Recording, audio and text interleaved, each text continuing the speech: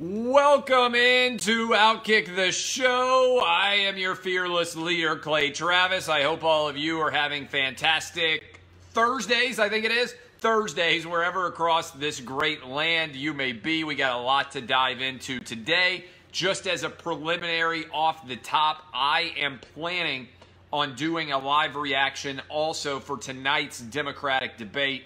If you didn't watch last night's live reaction, the minute the debate ends, I'm going to come to you for like 15 minutes at 11 o'clock Eastern. You can tune in. I'm taking notes. I'll tell you the things that stood out to me from that event. And by the way, 15 million people watched it last night. Good audience for the first debate. I would imagine they will go down as this continues. Big debate tonight because you got Joe Biden, you got Mayor Pete, you got Kamala Harris, and you have got Bernie Sanders all on the stage. Whereas last night, I thought really it was Elizabeth Warren and a lot of people who have no chance of being a president. I'll get into that a little bit later. But first, we begin with major breaking news. Your boy has been proven right yet again. I don't know, was it like 2 weeks ago, 10 days ago, whatever it was, I did my show and I said, look, here's what's going to happen with the Anthony Davis trade. Anthony Davis is going to waive his $4 million that he's technically owed. He is going to star in Space Jam 2, and he's going to get repaid everything that he would have made in the NBA to star in Space Jam 2. Now, I said this before news had broken that Anthony Davis was even going to be in Space Jam 2. So my hypothesis was as soon as Anthony Davis got traded, he's going to be in Space Jam 2. He'll waive his $4 million bonus, which will allow the Lakers to roll that into more assets, either one big asset or potentially multiple players to surround him. And he will then star in Space Jam 2, and they will give him back the $4 million that they would have otherwise owed him through the Lakers through his Space Jam 2 salary. And I'll be damned, what has happened?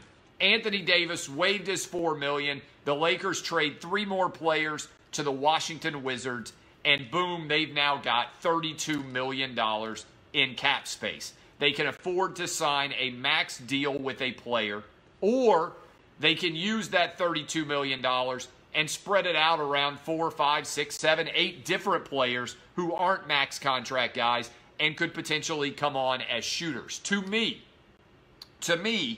given that you've got LeBron James, I would stock this team with shooters. I would go out and get Danny Green. I would go get J.J. Redick. I would go get Seth Curry.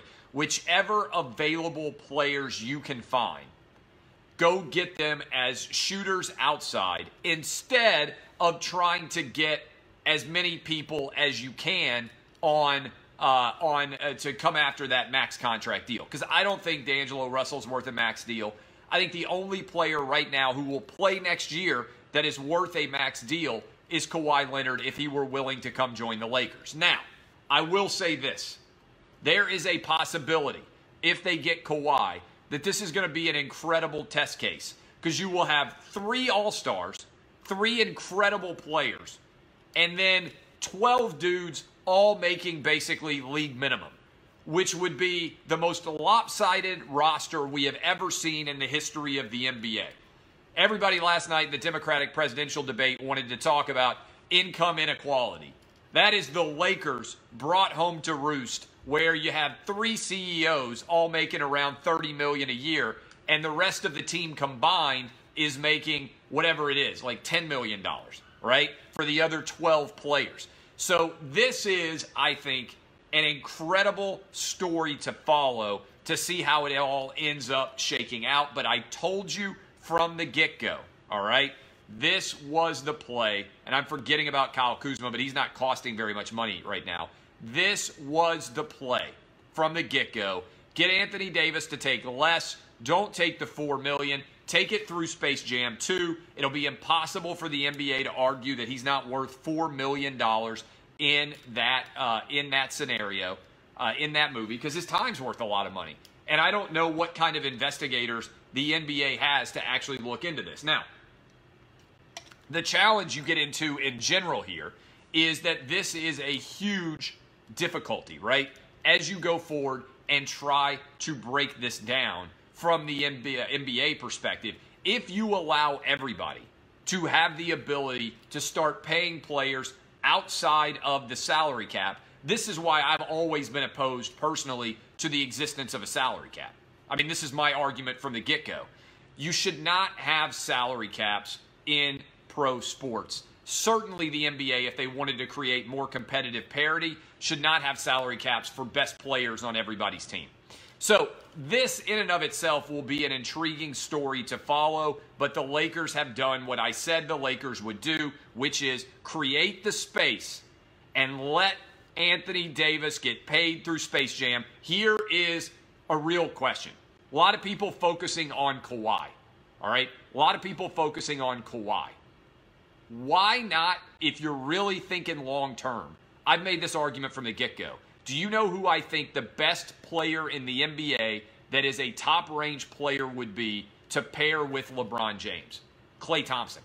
I think Klay Thompson with LeBron James' ability to get to the basket, with his ability to distribute the basketball, Klay Thompson doesn't ever have to create anything in that stretch of the imagination. I know he's coming off of an ACL injury, but if you think Klay Thompson could get healthy enough to be back by February or March and be ready to play, tell me that you wouldn't rather have Klay Thompson other than everyone but Kawhi. I agree you have to take Kawhi if that's actually a viable option. If Kawhi Leonard is interested in coming to the Lakers, you do whatever you have to do to get Kawhi Leonard. Outside of Kawhi Leonard, even with an injury to his ACL, I feel like Klay Thompson is the best max contract the Lakers could sign. I really do. On my flow chart of available players, I'd rather have him than D'Angelo Russell. I'd certainly rather have him than Kyrie Irving, who I don't think wants to come play with LeBron anymore. Anyway, I would rather have him than Jimmy Butler. I would rather have him than Kemba Walker. To me, Klay Thompson. Now, you want a conspiracy theory? Go look at my Twitter. Who is also going to be in Space Jam 2? Klay Thompson. TMZ has got a picture up right now of Klay Thompson hugging LeBron James on the set of Space Jam 2. LeBron James is running Space Jams 2 like it's a laundromat. My man is Walter White from Breaking Bad. He's got all sorts of money coming into that Space Jam 2 movie, and he is laundering it out and making it look like legit money, when the reality is he's using that as a funnel to aid in his recruitment of the Lakers. LeBron's like an SEC booster. He's got all sorts of illegal payments coming in from every different direction. And this is what you create when you create a non-salary cap universe. You create incentives for owners and smart players and smart executives to circumvent the salary cap. This is why my argument has always been, as a capitalist, I hate top-of-the-line salaries. I have no idea what salary I'm ever going to make, right, in my career. But I know that there ain't ever going to be a salary cap on it, right? If my radio show keeps making money and I keep skyrocketing up in income, I don't have to worry about negotiating a salary that has to fill me and Colin Cowherd and Doug Gottlieb and Chris Broussard and Rob Parker and everybody else who's on Fox Sports Radio, Dan Patrick. We don't all have to be Rich Eisen. We don't all have to be under the same salary cap structure. If we start killing it, and Colin's killing it already, and Dan Patrick's killing it already, they don't want to make less money because I have to make some. My argument for the NBA, if I was running the Players Association, I'd be saying, guys, why are you agreeing to a cap at all? LeBron, you're worth $100 million a year. Why should you only be making 30? Kevin Durant, you're worth $70 million a year. Why should you only be making 30? The way the cap works is LeBron and other great NBA players are subsidizing lesser players. I don't want a cap if I'm excellent. If I'm pursuing excellence, I don't want a cap on what I can make. That's un-American. So I think you create this incentive for Space Jam 2 to turn into a laundromat because of this situation, which is why I have argued the NBA salary structure I would embrace is there are 30 teams in the NBA. Each NBA team gets one player they can pay a market rate to. There's no max, right? Now, some people say that's unfair. The Lakers have more money or the Knicks have more money or whatever else. That's life. Some companies have more money than others. Major League Baseball doesn't have a salary cap. You're the best player and you want to sign for the most money, you should be able to do it. If somebody's offering you more money, you should be able to take it. That's my analysis on the Lakers right now. I want to give credit. Now, shifting gears to Vanderbilt, College World Series. I am convinced right now, if you look at Tim Corbin, that he might be the most underrated coach in all of college athletics. Stat for you. Vanderbilt, before Tim Corbin, made count them, 1, 2, 3 NCAA tournaments in the history of the program. Since Tim Corbin has gotten there, they have won 2 national titles. So he's almost won as many national titles as they had NCAA tournament appearances in their entire history before he got there. And he has made it to 15 NCAA tournaments. I had Mike Leach on the Wins and Losses podcast recently, and Mike had an interesting perspective. He said, I've said this before too, but I think it's worth contemplating. Instead of thinking about who's the best coach for purposes of who's winning the most or who is winning the most championships and everything else, clearly that's Saban and Dabo right now. The question you have to ask is this: how much better is that coach than the historic sort of existence of the program?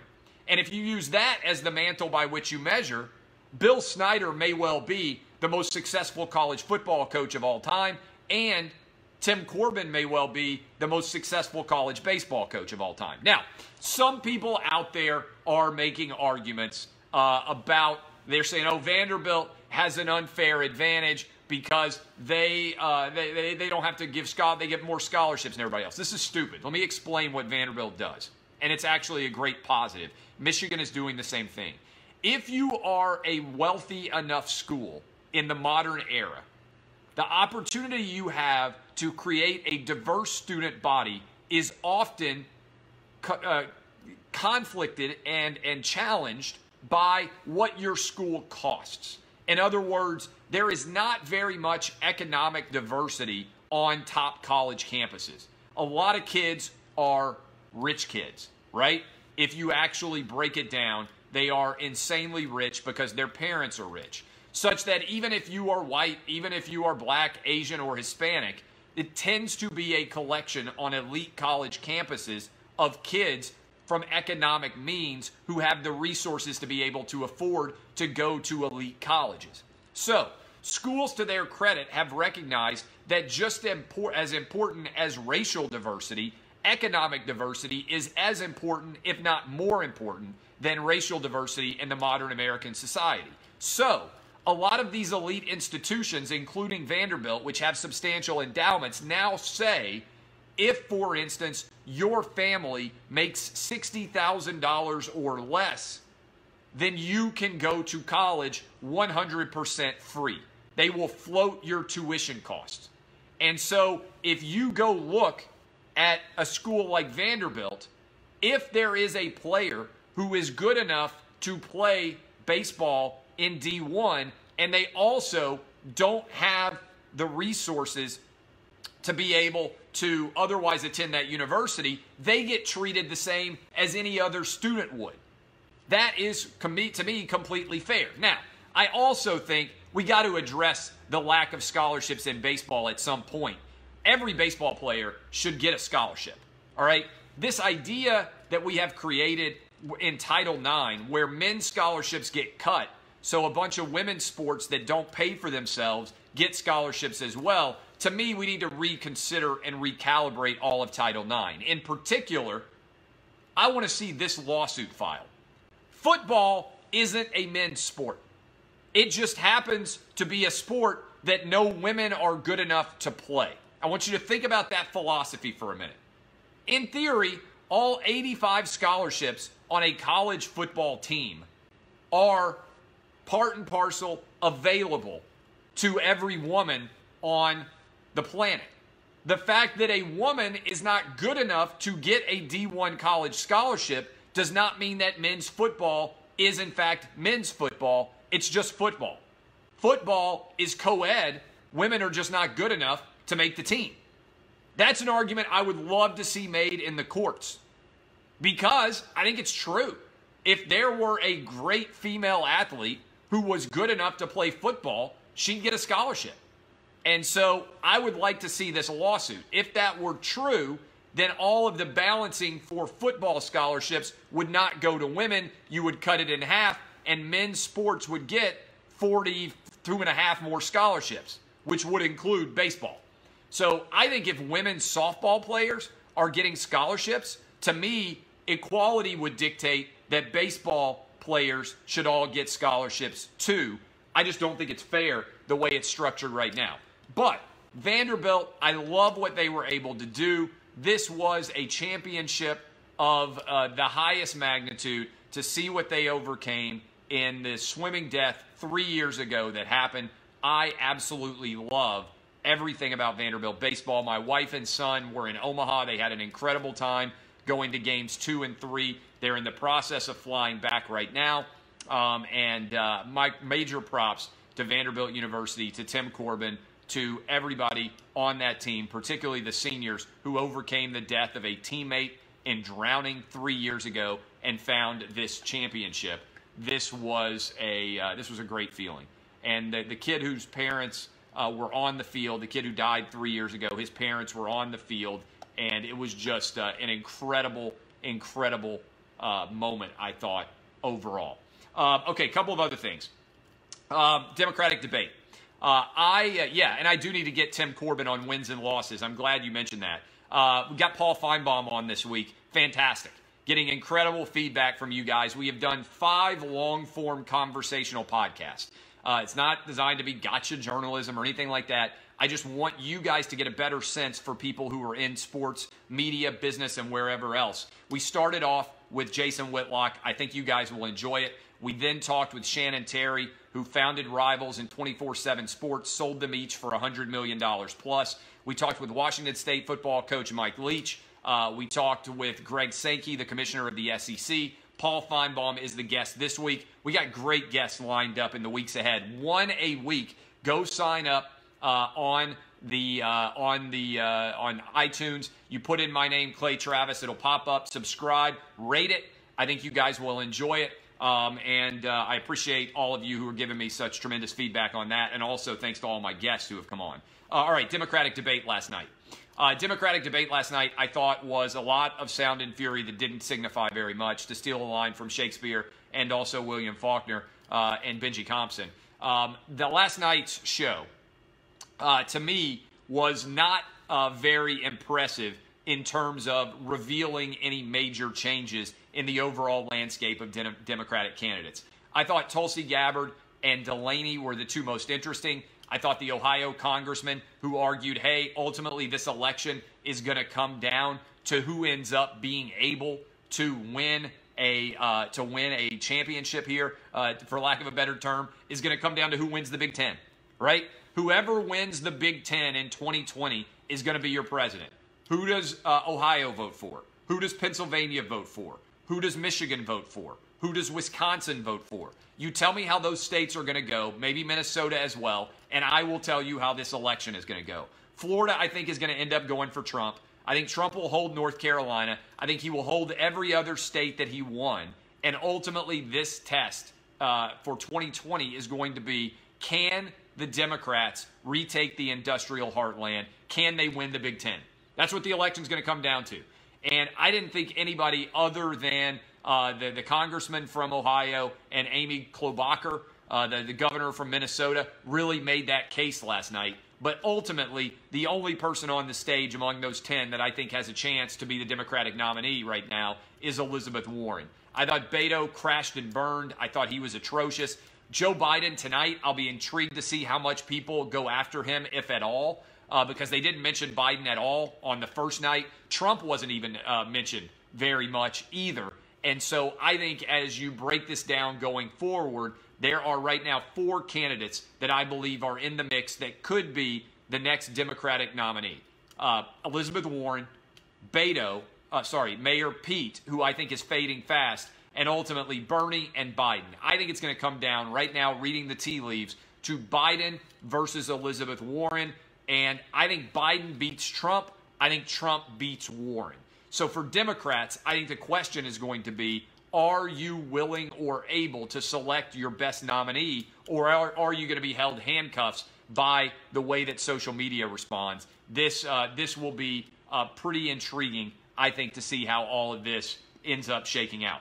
All right, I don't know if you guys saw this, but let me hit you with this first. Kemba Walker, according to multiple reports, likely to the Celtics. It could happen as soon as 6 o'clock Eastern on Sunday when NBA free agency officially starts. I think there's an argument that Kemba replacing Kyrie is actually going to make the Celtics better, because Kemba is a much better teammate than Kyrie Irving, and he will fit Brad Stevens' offense better, and his teammates will actually like him better. This will be intriguing to see exactly all the referendum on this. Also reports that if you look at the numbers right now, Kevin Durant is favored to go to Brooklyn according to odds makers on the offshore markets, and right now Kawhi is favored to stay with the Raptors. If Kevin Durant goes to Brooklyn and he joins Kyrie Irving, and the Knicks go from thinking we're going to get Zion Williamson, we're going to get Kevin Durant, and we're going to get Kyrie Irving, and they end up only able to sign DeMarcus Cousins, the Knicks may need, honestly, to go ahead and shut down the franchise. I actually feel sorry for the New York Knicks. All right, couple of last thought for you. This story came out of Philadelphia, and I think it's one of the craziest things I've ever seen. A 73-year-old great-grandma was out in her garden in Philadelphia, Bucks County, PA, if you know Bucks County, just outside of the Philadelphia area. And she was gardening. And she looked down, and you know what she saw? A 5-foot-long cobra. A cobra was just rolling around in the gardens of Philadelphia. West Philly, born and raised, this cobra. On the playground was where he spent most of my days. Chilling out, maxing, relaxing, all good. When a couple of, you know the story. This is the story of the Philadelphia cobra.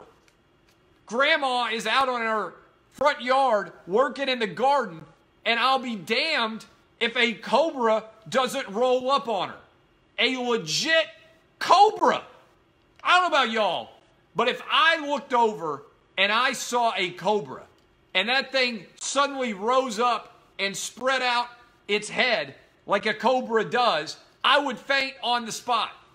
And then when I woke up, if the cobra hadn't already killed me, I would immediately burn down my house, all houses in the vicinity of the cobra, and I would move to a new state, maybe even a new country.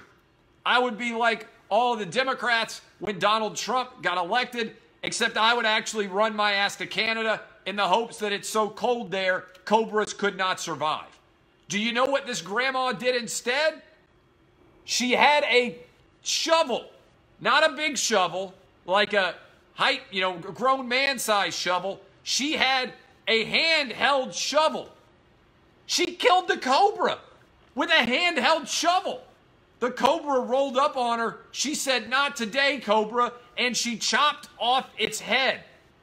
This is one of the wildest things I've ever heard of. You think you got it rough.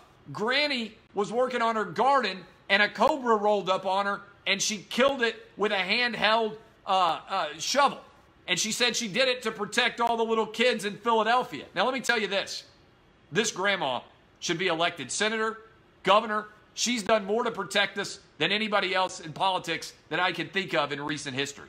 And on top of that, this evidently happened because some guy who lived in an apartment kept 21 poisonous snakes there, and some of them escaped. I'm going to tell you this right now. I am anti the death penalty. But if you have 21 poisonous snakes in your apartment and you let a damn cobra get out, they should decapitate you on the spot, death penalty immediately. You can't have cobras as pets, and you can't let them get away. I would vote for this grandma for president. This is a real story. You can go check it out. I appreciate all of you. I'm off to the golf course. Going to try to get a couple of birdies. Going to try to avoid abject failure. By the way, I'm playing in the Pro-Am down in Memphis in July. I'm looking forward to that. Hoping not to kill anybody while teeing off there either. All right. I love you. My name is Klay Travis. I don't spend a lot of time, unlike Julian Castro, worrying about whether trans people can get abortions. That was one of my favorite parts of the debate last night. I think that trans people should be able to get abortions. Of all of the issues that we could actually be debating in this country, how common is it that a transgender person gets pregnant and demands that we use taxpayer money so that he or she can have an abortion? Of all the things we could be debating, Julian Castro came out in favor of taxpayer-supported abortions for transgender people. And his credit, I can't think of how much further you can go supporting abortion rights than that. I love all of you. My name is Klay Travis. This has been Outkick the Show. DBAP, unless you need to SBAP. Kisses. I will see you guys tomorrow. Enjoy. Oh, tonight, after the debate. We'll see how it goes. See you then. Bye. Love you. Thank you, Facebook. See y'all.